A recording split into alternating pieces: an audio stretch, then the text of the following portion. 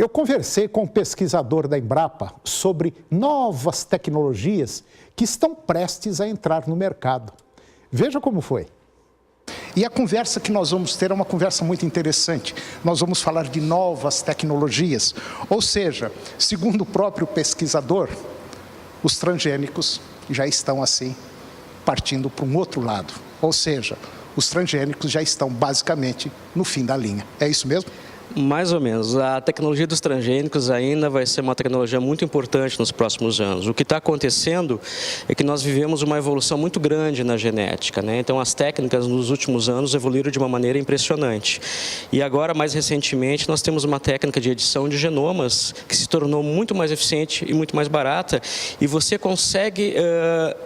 não é mais necessário você trazer um gene de uma outra espécie para trazer, por exemplo, para uma soja ou para um milho. Então, você não precisa, em todos os casos, utilizar o transgênico. Em alguns casos ainda vai ser interessante, porque tem características que realmente são difíceis de trazer, de se encontrar na própria espécie, da própria espécie como a soja, o milho, né, o algodão.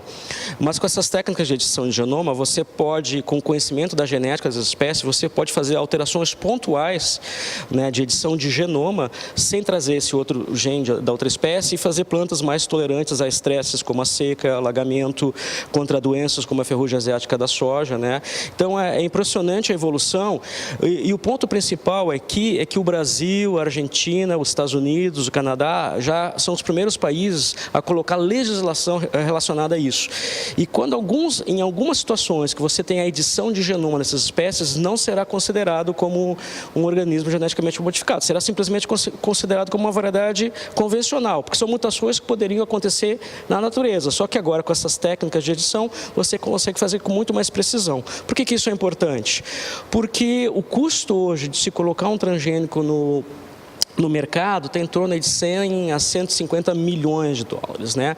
Então isso acaba acontecendo que poucas instituições conseguem desenvolver essa tecnologia e realmente colocar no mercado. O Brasil aprovou agora em janeiro a resolução normativa número 16 da CTNBio, eu sou membro lá da Comissão Técnica Nacional de Biossegurança. Nós aprovamos uma resolução extremamente moderna, está sendo elogiada por vários países, onde você tem um mecanismo de consulta e analisado caso a caso. Em alguns casos, quando você tem uma mutação feita com essa precisão e você é uma mutação que poderia ter ocorrido na natureza ou para o melhoramento clássico, por exemplo, você não vai considerar aquele organismo como geneticamente modificado e simplesmente um material convencional, como seria em qualquer outra situação. E isso vai abrir um campo tremendo para as instituições de pesquisa públicas e privadas do Brasil para usar essas técnicas mais recentes da biotecnologia e edição de genoma e realmente colocar produtos no mercado. Porque hoje, se você olhar essa tecnologia, que as empresas que realmente estão colocando essa tecnologia no mercado são 2, 3, 4.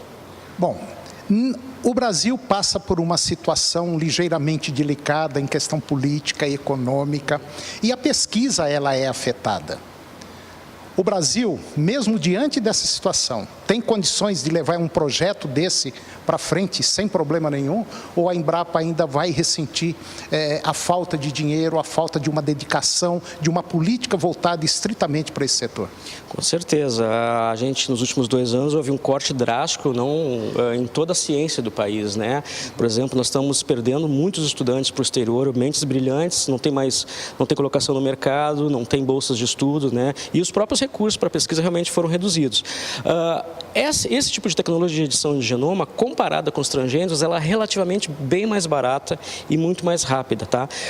Relativamente, ela também não é trivial, mas nós na Embrapa e as universidades brasileiras, Instituto de Pesquisa, tem plenas condições de pessoas capacitadas para usar essa tecnologia e já estamos usando. Nós mesmos da Embrapa já estamos com vários trabalhos usando esse tipo de tecnologia.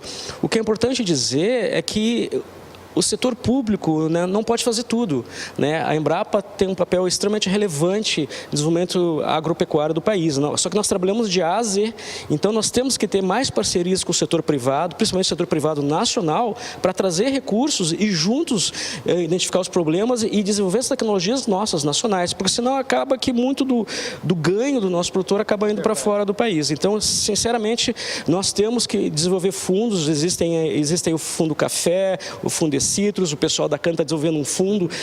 Nós da soja também precisamos desenvolver um fundo onde você una o setor privado, o setor público e traga um pouco desse recurso que vem da cultura da soja para a ciência, né?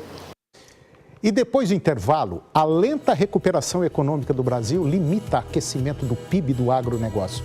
Você vai ver também que o manejo do rebanho interfere no ganho de peso dos animais. É um minutinho só.